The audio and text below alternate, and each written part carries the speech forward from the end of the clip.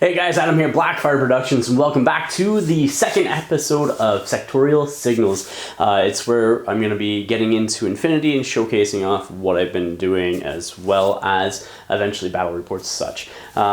Ian and I have been working, if you haven't, I should say, check out, if you haven't checked out the first episode, which was the unboxing of the CodeOne Operation Crimson Stone box. Ian, a friend of mine, and myself got together, and the box was sent to me by Torchlight Games and Hobbies first off, so a big shout out to them. You can hit their link in the description of the video down below and check out their web store. But Ian and I got together, we both divided up the forces from that box due to the fact that I'm getting into Ariadna as one of my first forces for CodeOne/N4 or Infinity, and Ian plays Nomads for Infinity, so it was just a good split between the two of us. We've both been working on our minis respectively. I've done some of mine, which I'm going to show you. Ian's been working on his as well. We just haven't been able to get together yet due to schedules and such, and how busy everybody is, and actually throw dice, but that should be coming next week. So today I'm going to show you what I've painted up so far from the box, as well as models that I've put together or already own, and a couple that I've purchased as well, and I'll showcase what I'm adding into my CodeOne and eventually into my Infinity list as well, because I'm just going to completely grow right from CodeOne into Infinity eventually, and just expand upon what I have from the Operation Crimson Stone box. That doesn't even include the minis and such that will be coming out over time from Corvus Belli. So without further ado, again, make sure you check out Torchlight Games Hobbies, link to their web store in the description of the video down below, and let's dive into these minis. And starting off by showcasing the minis that I actually have painted, I have the Rocots, as well as the Volkolok painted up so far. They're the first 4 minis you need for the first 2 scenarios that come in the Crimson Stone box. So the first one, you just use the 3 Rocots, and the second scenario you add in the Volkolok Assault Trooper. So here's the first one. I'll show you that. That's the paint job that I did on it with the base, right? A little bit of greens. Tried to use a very muted palette on these guys. And then a very muted base to go along with it. So that's the first Rocot. I'll go with the second one here. Like so, right? Grays, greens, and browns, basically. That's what I'll be doing. And there's a third Rocot as well. You can see it there like so. And then we also have the Volkolak, and more bestial looking face in there. And then also the heavy machine gun. So matte black. And then yeah, so that's the guys that I've painted up. I'll show you some of the other guys that I've actually put together as well. Yeah, so I have built the other 4 minis that I got from the Operation Crimson Stone box as well. I have the SAS mini here. Basically, I primed them gray, then did an over-priming of white, and I have a cricket in my garage somewhere where I do my filming, and I can't find it to get rid of it. That is annoying as all heck. Stupid things. Yeah, anyhow, cricket's gonna keep chirping. But yeah, you can see that I have the SAS there. I started doing the skin tones on some of these other guys, basically that use the same recipe. I'm going to do on Wolfgang a slightly different skin tone. So there's Parachutus, as well as the Zenit. Oops.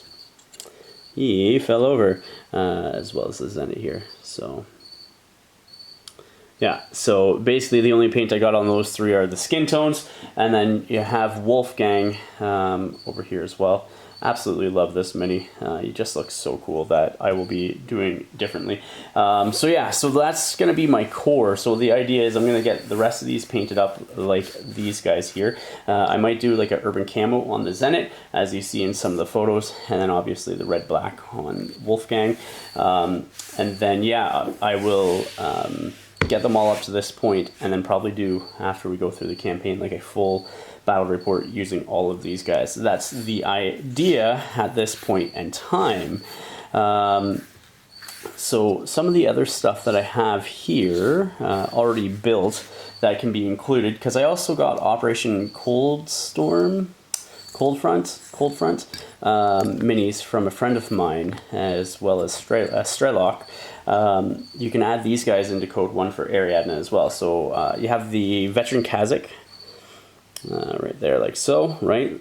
It looks like a assault rifle or AP rifle, maybe. You get the Strelok itself. Obviously, you can't use the Anthropode that comes with her in CodeOne, but that's the mini there that you can. You have your Scout with a boarding shotgun, and then also your Tank Hunter here. I think, is it a sniper rifle, or I think it's a sniper rifle.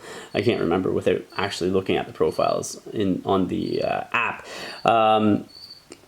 But yeah, so also can be a lieutenant. So the Rokots can be a lieutenant.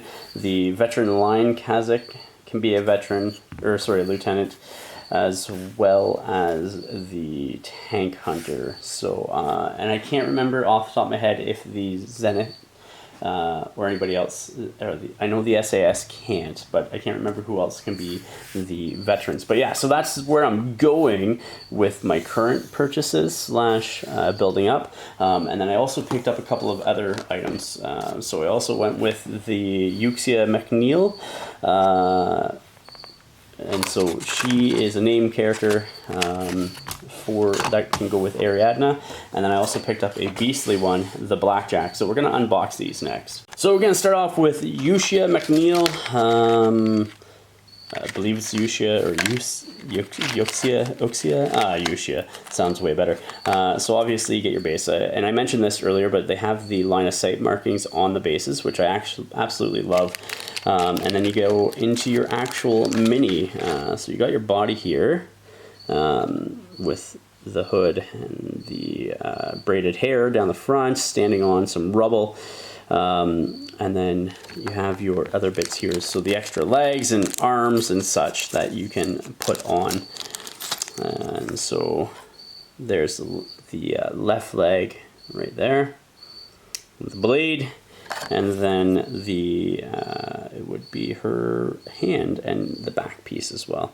So you have some flashing, obviously, that I have to cut off and everything else, but definitely not a huge issue whatsoever. I can deal with that. That's not a problem. So, but yeah. So that is Yushia. Also forgot her second pistol as well.